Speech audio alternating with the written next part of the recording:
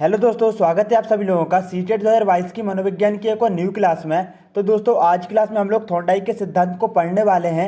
दोस्तों मैं आपसे वादा करता हूं, यदि आप आज क्लास को पूरा देख लेते हैं तो आपको थॉर्नडाइक का जो सिद्धांत है ना, किसी और बुक से या यूँ कहें कि किसी और चैनल से पढ़ने की बिल्कुल भी ज़रूरत नहीं पड़ेगी। यदि आप इस क्लास को पूरा देखते हैं तो थॉर्नडाइक से रिलेटेड कोई भी क्वेश्चन आ जाए उसको आप आसानी से सॉल्व कर लेंगे। तो दोस्तों हम लोगों ने पिछली दो क्लासेस में जीन पियाजे और वाइगोत्स्की का जो सिद्धांत है ना उसको कंप्लीट कर लिया है। आई बटन में आपको लिंक मिल जाएगा और साथ ही में डिस्क्रिप्शन में भी लिंक मिल जाएगा, तो वहाँ से जाकर आप देख सकते हैं। जो हमारे चैनल पर पहली बार आए प्लीज़ चैनल को सब्सक्राइब कर लें और साथ ही में लाइक करें, बेल आइकन को प्रेस कर कॉल के बटन पर सेट कर ले। तो चलिए दोस्तों देख लेते हैं। थॉर्नडाइक के सिद्धांत को काफ़ी अच्छे से पढ़ने वाले हैं हम। बिल्कुल दोस्तों मैं आपको बिल्कुल जो पिक्स है ना उसके माध्यम से बताऊंगा, जैसा कि आपको थंबनेल में दिख रहा होगा कि किस प्रकार से थॉर्नडाइक जी जो है ना उन्होंने बिल्ली पर प्रयोग किया है। तो दोस्तों सबसे पहला पॉइंट तो ये आता है और एग्जाम में पूछ लिया जाता है कि प्रयास एवं त्रुटि का सिद्धांत किसने दिया है। तो दोस्तों थॉर्नडाइक ने प्रयास एवं त्रुटि का सिद्धांत दिया है, इस बात को आपको याद रखना है। उसके बाद देखेंगे थॉर्नडाइक से रिलेटेड और भी इंपॉर्टेंट टॉपिक्स। तो दोस्तों देखिएगा, थॉर्नडाइक एक अमेरिकी मनोवैज्ञानिक थे। तो दोस्तों क्या है, सीटेट में क्वेश्चन सीधा बन जाएगा, ठीक है ना, कि जो थॉर्नडाइक है ना वह कहाँ के मनोवैज्ञानिक थे। तो आपका आंसर क्या हो जाएगा, अमेरिका के। कहाँ के दोस्तों, यूएसए के, यूनाइटेड स्टेट्स ऑफ अमेरिका के। तो दोस्तों थॉर्नडाइक जो है ना एक अमेरिकी मनोवैज्ञानिक थे। और उसके बाद बात करेंगे, थॉर्नडाइक को पशु मनोवैज्ञानिक भी कहा जाता है। बिल्कुल दोस्तों, जो थॉर्नडाइक जी जो है ना उन्हें प्रथम पशु मनोवैज्ञानिक भी कहा जाता है। आगे देखेंगे, थॉर्नडाइक प्रथम शिक्षक मनोवैज्ञानिक है। काफ़ी इंपॉर्टेंट पॉइंट है दोस्तों। आप एक काम कीजिएगा, आपकी जो नोटबुक है ना उसमें मतलब कि दोस्तों पॉइंट बाय पॉइंट जो इंपॉर्टेंट टॉपिक है ना उनको लिखते जाइएगा, क्योंकि जब एग्जाम आएगा ना तो आप उनको आसानी से रिवाइज कर सकेंगे। तो देखिएगा दोस्तों, थॉर्नडाइक प्रथम शिक्षक मनोवैज्ञानिक है। यहाँ से हमारे 3 पॉइंट निकल कर सामने आए, कौन कौन से हो जाएंगे।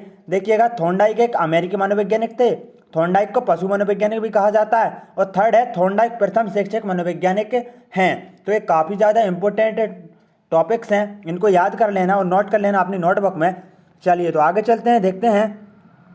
तो दोस्तों देखिएगा, अब हम देख लेते हैं थॉर्नडाइक के बारे में थोड़ा सा, ठीक है। अब थॉर्नडाइक जो है ना इनका पूरा नाम नहीं है, इनका पूरा नाम क्या है देखेंगे। थॉर्नडाइक का पूरा नाम एडवर्ड ली थॉर्नडाइक है। क्या है दोस्तों, एडवर्ड ली थॉर्नडाइक इनका पूरा नाम है। नेक्स्ट पॉइंट है, थॉर्नडाइक ने एनिमल इंटेलिजेंस और एजुकेशन साइकोलॉजी नामक महत्वपूर्ण पुस्तकें लिखी। तो दोस्तों इन दोनों पुस्तकों को आपको याद रखना है, क्योंकि कई बार ये जो क्वेश्चन है ना सीटेट या जितने भी टेट से रिलेटेड एग्जाम है ना उन सभी में पूछे जा चुके हैं। तो दोस्तों देखिएगा, थॉर्नडाइक ने कौन कौन सी बुक्स लिखी हैं, एनिमल इंटेलिजेंस और एजुकेशन साइकोलॉजी, मतलब कि प्रथम शिक्षक मनोवैज्ञानिक किसको कहा जाता है, तो थॉर्नडाइक जी को, और पशु मनोवैज्ञानिक किसे कहा जाता है, थॉर्नडाइक जी को ही कहा जाता है। तो इन दो बुक्स को आपको अच्छे से याद रखना है। दोस्तों आप एक काम कीजिएगा, आपकी जो नोटबुक है ना उसमें स्टार बनाकर, ठीक है ना, इस प्रकार से पॉइंट लिख लीजिएगा, ठीक है। जैसे कि थॉर्नडाइक ने एनिमल इंटेलिजेंस और एजुकेशन साइकोलॉजी बुक्स दी, ठीक है। नेक्स्ट पॉइंट देखेंगे, थॉर्नडाइक ने अपनी पुस्तक शिक्षा मनोविज्ञान में सीखने के सिद्धांत का प्रतिपादन सन 1913 में किया। मतलब कि दोस्तों जो थॉर्नडाइक जी हैं उन्होंने कौन सा सिद्धांत दिया, प्रयास एवं त्रुटि का सिद्धांत, और इसको कई नामों से जाना जाता है, आगे हम देखने वाले हैं। तो इसको कब, मतलब कि इसको कब प्रतिपादित किया, तो इसको सन 1913 में प्रतिपादित किया, और किस बुक में, शिक्षा मनोविज्ञान में, ठीक है। एक बार फिर से मैं आपको रिपीट करूंगा कि जो थॉर्नडाइक जी है ना वह प्रथम शिक्षक मनोवैज्ञानिक हैं। आगे देखेंगे, जैसे थॉर्नडाइक थ्योरी ऑफ लर्निंग के नाम से जाना जाता है। तो दोस्तों इस नियम को किस नाम से जाना जाता है, थॉर्नडाइक थ्योरी ऑफ लर्निंग के नाम से जाना जाता है। नेक्स्ट पॉइंट देखेंगे, तो देखिएगा दोस्तों अब हम लोग क्या देख लेंगे। तो देखिए, प्रयास में त्रुटि का सिद्धांत यदि एग्जाम में नहीं पूछता है तो किसी और नाम से पूछ लेता है। जो थॉर्नडाइक का जो सिद्धांत है ना, प्रयास में त्रुटि का सिद्धांत, इसको कई नामों से जाना जाता है। किन किन नामों से जाना जाता है इनको दोस्तों आप याद कर लेना, क्योंकि यहाँ से क्वेश्चन बनता ही है। देखेंगे, देखिए, प्रयत्न एवं भूल का सिद्धांत, बिल्कुल दोस्तों, प्रयास एवं त्रुटि का सिद्धांत, इसी को क्या कहा जाता है, प्रयत्न एवं भूल का सिद्धांत। उद्दीपन अनुक्रिया का सिद्धांत, जिसको दोस्तों एसआर बॉन्ड भी कहा जाता है, ठीक है। उद्दीपक का मतलब स्टिमुलस, अनुक्रिया का मतलब रिस्पॉन्स हो जाएगा यहाँ पर। तो उद्दीपन अनुक्रिया का सिद्धांत किसको कहा जाता है दोस्तों, प्रयास एवं त्रुटि के सिद्धांत को ही कहा जाता है। दोस्तों जो उद्दीपक और अनुक्रिया, इसको दोस्तों आप आगे आगे जब हम लोग पढ़ने वाले ना उसमें काफ़ी ज़्यादा अच्छी तरीके से आप समझ जाएंगे। उसके बाद देखेंगे, संयोजनवाद का सिद्धांत भी इसी सिद्धांत को कहा जाता है। संबंधवाद का सिद्धांत और बंध अधिगम का सिद्धांत भी थॉर्नडाइक के प्रयास एवं त्रुटि के सिद्धांत को ही कहा जाता है। तो चलिए दोस्तों आगे देख लेंगे। आई होप आपको काफ़ी अच्छी लग रही होगी क्लास। दोस्तों बताइएगा जरूर क्लास कैसी लग रही है कमेंट बॉक्स में। तो दोस्तों देखिएगा, अब थॉर्नडाइक के हम लोगों ने क्या है जो सिद्धांत दिया, उन्होंने कौन सा दिया है, प्रयास एवं त्रुटि का सिद्धांत। ठीक है, उसके हम लोगों ने कई नाम भी जान लिए, लेकिन इन्होंने इसमें किया क्या है, एक तो इन्होंने बिल्ली पर प्रयोग किया है, ठीक है, और इन्होंने सीखने के नियम दिए हैं, 3 मुख्य नियम दिए हैं और 5 गौण नियम दिए हैं। तो सबसे पहले हम क्या देख लेते हैं, थॉर्नडाइक के मुख्य नियम देख लेते हैं। दोस्तों यहाँ पर आपसे सीधा क्वेश्चन पूछ लिया जाता है कि इनमें से कौन सा थॉर्नडाइक का मुख्य नियम नहीं है, या यूं कहें कि कौन सा गौण नियम है। तो देख लेंगे दोस्तों, आप यदि इस क्लास को पूरा देख लेते हैं तो आपके पूरे डाउट क्लियर हो जाएंगे। सबसे पहले दोस्तों जो थॉर्नडाइक जी है ना, उन्होंने 3 मुख्य नियम दिए हैं। कौन कौन से दिए हैं, तत्परता का नियम, अभ्यास का नियम और एक और कौन सा है, प्रभाव का नियम। इन तीनों को आपको याद रखना है अच्छे से। कौन कौन से, तत्परता का नियम, अभ्यास का नियम और प्रभाव का नियम। अब हम देख लेते हैं ये नियम है क्या, ठीक है ना।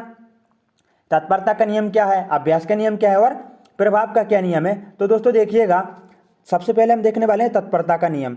तो देखिए, जब बच्चा या कोई व्यक्ति किसी काम को करने के लिए तत्पर है, जैसे कि आप क्रिकेट खेलने के लिए तैयार हैं, तो दोस्तों देखिएगा, मैं आपको आसान भाषा में समझा देता हूँ। मान लीजिए एक गाय है, तो आप उसको पानी पिलाना चाहते हैं। जब उसको प्यास लगेगी तभी तो वह पानी पिएगी, जब वह तत्पर रहेगी तभी तो वह पानी पिएगी। क्या ऐसा थोड़ी है कि आप उसको जबरदस्ती पानी पिला देंगे। आप गाय को जो है ना, आप उसको मतलब तालाब तक तो ले जा सकते हैं, नदी तक तो ले जा सकते हैं पानी पीने के लिए, लेकिन आप उसको मतलब कि कह नहीं सकते कि आप जबरदस्ती नहीं कर सकते, आप पानी पीजिए, ठीक है ना। तो जब तक वह तत्पर नहीं होगी तब तक वह पानी नहीं पिएगी। इसी प्रकार से दोस्तों, जब तक कोई भी बच्चा कुछ भी चीज़, कोई भी टॉपिक को सीखने के लिए तत्पर नहीं है, दोस्तों अब आप ही से लगा लीजिए, यदि आप ये थॉर्नडाइक का जो सिद्धांत है इसको सीखने के लिए यदि आप तत्पर नहीं है तो आप सीखेंगे थोड़ी। हम जबरदस्ती कर लें या कोई भी आपसे जबरदस्ती कर ले, जब तक एक बच्चा तत्पर नहीं रहेगा तब तक वह नहीं सीख पाएगा। तो यहाँ पर थॉर्नडाइक जी ने यही कहा है, तत्परता का नियम। अब देख लेंगे नेक्स्ट नियम है अभ्यास का नियम। तो दोस्तों इसको तो आप आसानी से समझ ही गए होंगे, बट एक बार मैं आपको आसान भाषा में समझा देता हूँ। जब हम कोई भी काम को सीखते हैं तो यदि हम उसका अभ्यास नहीं करेंगे तो हम उस काम को भूल जाएंगे। आपने एक लाइन तो सुनी ही होगी, करत करत अभ्यास के जड़मति होत सुजान, रसरई आवत जात है ना सिल पर होत निशान। मतलब कि दोस्तों जो रस्सी रहती है ना, जो कुएं की जो पार्ट रहती है, उस पर घिस घिस के उस पर क्या करती है, तो अभ्यासी तो रहता है उसका, उस पर निशान बना देती है सिल पर, ठीक है ना। पत्थर की सिल हो या लकड़ी हो, कुछ भी हो, तो उस पर क्या करती है वह निशान बना देती है। तो इसी प्रकार से यदि आपने कोई चीज़ सीखी है, यदि आप उसका पर्याप्त अभ्यास नहीं करेंगे तो आप उसको क्या करेंगे, भूल जाएंगे। और दोस्तों यदि आप पर्याप्त अभ्यास करते हैं ना, तो कोई भी टॉपिक हो, जो भी सीखा हुआ ज्ञान है ना, आपके माइंड में बिल्कुल अच्छी तरह से मतलब एडजस्ट हो जाएगा और आप उसे कभी भी नहीं भूलेंगे। तो दोस्तों हम लोगों ने तत्परता का नियम देखा, अभ्यास का नियम देखा। अब मोस्ट इंपोर्टेंट प्रभाव का नियम देखने वाले हैं, और इसको दोस्तों दूसरे नाम से बुलाया जाता है, किस नाम से, संतोष का नियम भी इसको कहा जाता है। तो किस प्रकार से देखेंगे प्रभाव का नियम क्या है। देखिए, यदि बच्चे को कोई काम करने से संतुष्टि मिलती है तो वह उस काम को करेगा, अन्यथा नहीं करेगा। बिल्कुल दोस्तों देखिएगा, यहाँ पर एक उदाहरण दिया हुआ है, जैसे कि 10वीं में अच्छे अंक आने पर पुरस्कार मिलना। अब दोस्तों आप ही लोगों से समझ लीजिए कि दोस्तों आप मतलब सीटेट एमपीटेट वगैरह की प्रिपरेशन कर रहा है, ठीक है, आप लोगों ने पहली बार एग्जाम दिया, ठीक है, तो यदि आपके अच्छे अंक आ जाते हैं तो आप और ज़्यादा प्रोत्साहित होंगे और क्या करेंगे दोस्तों, आप और भी बड़े स्तर पर मतलब कि अपने पहला पेपर निकाला, अब आप दूसरे पेपर के लिए काफ़ी ज़्यादा मतलब कि संतोष का मतलब अनुभव करेंगे, संतोष मिलेगा आपको पहले पेपर निकालने से और प्रोत्साहित होंगे आगे के लेवल के लिए। तो इस प्रकार दोस्तों इसको क्या कहा जाता है, प्रभाव का नियम कहा जाता है। सीधी सी बात है, इसमें पुरस्कार मतलब कि एक बच्चे ने 10वीं में अच्छे अंक प्राप्त किए, उसको उसकी दादी माँ या मम्मी पापा वगैरह किसी ने भी उसको पुरस्कार दिया, तो वह प्रोत्साहित होगा कि भाई 10वीं में उसको अच्छे अंक लाने पे पुरस्कार मिला, तो वह 12th में भी काफ़ी ज़्यादा मेहनत करेगा। तो इसको क्या बोला जाता है, संतोष का नियम, या यूं कहें प्रभाव का नियम भी बोला जाता है। एक बात याद रखना दोस्तों, ये सकारात्मक और नकारात्मक दो तरह का होता है। यदि बच्चा अच्छे अंक नहीं लाता है तो उसमें क्या निराशा छा जाती है, ठीक है ना, निराश हो जाता है। तो इस प्रकार दोस्तों जो प्रभाव का नियम है ना, वह 2 प्रकार का है। अब एक बार फिर से देखेंगे तत्परता का नियम, मतलब कि दोस्तों देखिए, मैं आप ही का एग्जाम्पल लेता हूँ, ठीक है ना। आप सीटेट की तैयारी कर रहे हैं, सबसे पहले देखेंगे तत्परता का नियम। अब आप ही लोग जो हैं आप तत्पर हैं, ठीक है ना, आप सीटेट के लिए तत्पर हैं, आपको किसी ने बाध्य नहीं किया है कि आप जाइए और सीटेट की प्रिपरेशन कीजिए। तो क्या है, तत्परता का नियम है, आप तत्पर हैं। उसके बाद देखेंगे अभ्यास का नियम। अब आप दोस्तों बाल विकास पढ़ रहा है, थॉर्नडाइक के सिद्धांत को बार बार रिवाइज कर रहा है, ठीक है ना, आपने लिखे हुए हैं नोट्स, ठीक है, जब आप एग्जाम देने जाते हैं नोट्स मतलब बार बार रिवाइज कर रहा है, आपको काफ़ी अच्छी तरीके से भी याद हो गया है, तो ये अभ्यास का नियम है। उसके बाद देखेंगे प्रभाव का नियम। तो दोस्तों आप लोगों ने फाइनली सीटेट का जो एग्जाम है ना उसको क्लियर कर लिया है, उसको क्वालिफाई कर लिया है। तो दोस्तों आपका जो अंदर है ना एक मतलब एक प्रोत्साहन मतलब अभिप्रेरणा जागेगी। उसके बाद आप क्या करेंगे, जो सेकंड पेपर है ना उसके लिए और ज़्यादा प्रोत्साहित होंगे। तो इसको प्रभाव का नियम कहा जाता है। आई होप गाइज आप सभी लोगों को काफ़ी अच्छी तरीके से समझ में आ गया होगा। अब दोस्तों हम लोग देख लेंगे थॉर्नडाइक के गौण नियम। इनको ज़्यादा डिस्कशन में डिटेल में पढ़ने की जरूरत नहीं है, बस आपको इनके नाम याद रखना है, ठीक है। देखेंगे थॉर्नडाइक के गौण नियम देख लेंगे। देखिए थॉर्नडाइक का सबसे पहला जो गौण नियम है बहु प्रतिक्रिया का नियम। तो दोस्तों मैं एक लाइन में आपको डिफाइन करता जाता हूँ। बहु प्रतिक्रिया का नियम मतलब कि कोई एक समस्या के प्रति एक बच्चा कई प्रकार की क्रियाएं करता है, तो ये क्या हो जाएगा, बहु प्रतिक्रिया का नियम हो जाएगा। सेकंड देखेंगे मनोवृत्ति का नियम, थर्ड है सहचार का नियम, फोर्थ है आत्मीकरण का नियम, फिफ्थ है आंशिक क्रिया का नियम। तो दोस्तों आप इन सभी को याद रख लेना, क्योंकि दोस्तों देखिएगा ज़्यादा डीप तो क्वेश्चन नहीं पूछा जाता है थॉर्नडाइक से। क्वेश्चन ऐसे पूछा जाता है, आपको दे दिया जाएगा 3 नियम, मुख्य नियम दे दिए जाएंगे, तत्परता का, अभ्यास का, प्रभाव का, और एक दे दिया जाएगा बहु प्रतिक्रिया का नियम, और पूछा जाएगा कि इनमें से कौन सा, ठीक है ना, थॉर्नडाइक के मुख्य नियम नहीं है। तो दोस्तों आप लोगों ने यदि अच्छे से याद करे होंगे तो आप उसका आंसर लगा देंगे। एक बात और दोस्तों, जो पियाजे का सिद्धांत, वाइगोत्स्की का सिद्धांत और जो हम लोगों ने थॉर्नडाइक का सिद्धांत पढ़ा है ना, इनसे रिलेटेड समथिंग 50-50 हम लोग एमसीक्यूज भी लगा लेंगे, जिससे क्या होगा आपको ये सिद्धांत है ना पूरी तरह से क्लियर हो जाएंगे, ठीक है। चलिए आगे देख लेते हैं। तो देखिएगा दोस्तों हम लोगों ने नियम तो देख लिए, लेकिन अब हम देखेंगे प्रयोग, ठीक है ना, जो कि काफी ज्यादा इंपॉर्टेंट है।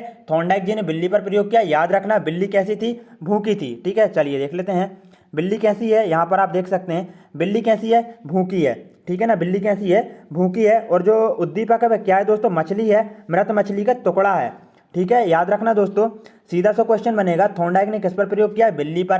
पावलोव ने किस पर प्रयोग किया है, जो कि हम आगे पढ़ने वाले हैं, कुत्ते पर प्रयोग किया है। स्किनर ने चूहों पर किया है। पियाजे ने अपने ही बच्चों पर किया है। तो इस प्रकार दोस्तों थॉर्नडाइक ने भी किस पर प्रयोग किया है, बिल्ली पर प्रयोग किया है। तो यहाँ पर एक महत्वपूर्ण पॉइंट लिखा है, आपको दिख रहा होगा। महत्वपूर्ण पॉइंट यह है, थॉर्नडाइक ने भूखी बिल्ली पर प्रयोग किया है। बिल्ली कैसी है, भूखी है, और उद्दीपक क्या है, मृत मछली है। तो आपको दिख रही होगी यहाँ पर बिल्ली है, एक पिंजरे में बंद है, वह क्रिया करती है, ठीक है ना। तो चलिए दोस्तों हम आगे वाली स्लाइड में देख लेते हैं किस प्रकार से वह क्रिया करती है और किस प्रकार से वह अपना जो भोजन है ना उसको प्राप्त करती है। तो देखिए दोस्तों आपको यहाँ पर पिंजरे में बिल्ली दिख रही होगी, ठीक है ना, क्या दिख रहा है, बिल्ली आपको दिख ही रही होगी। उसके बाद आपको दोस्तों जो बिल्ली है ना वह अनुक्रिया करता है, जिसको थॉर्नडाइक ने आर कहा है। आर का मतलब रिस्पॉन्स कहा है, ठीक है ना, इसको याद रखना।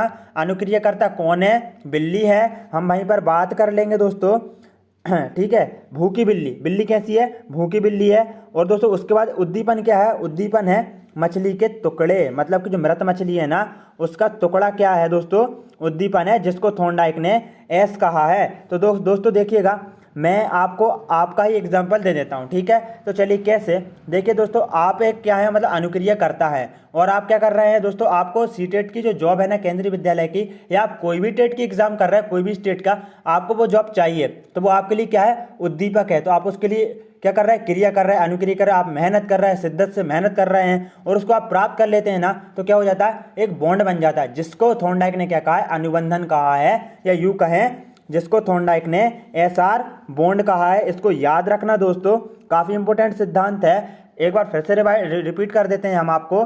अनुक्रियाकर्ता बिल्ली कौन, मतलब अनुक्रियाकर्ता कौन है, बिल्ली है, जिसको पिंजरे में थॉर्नडाइक ने बंद कर दिया था।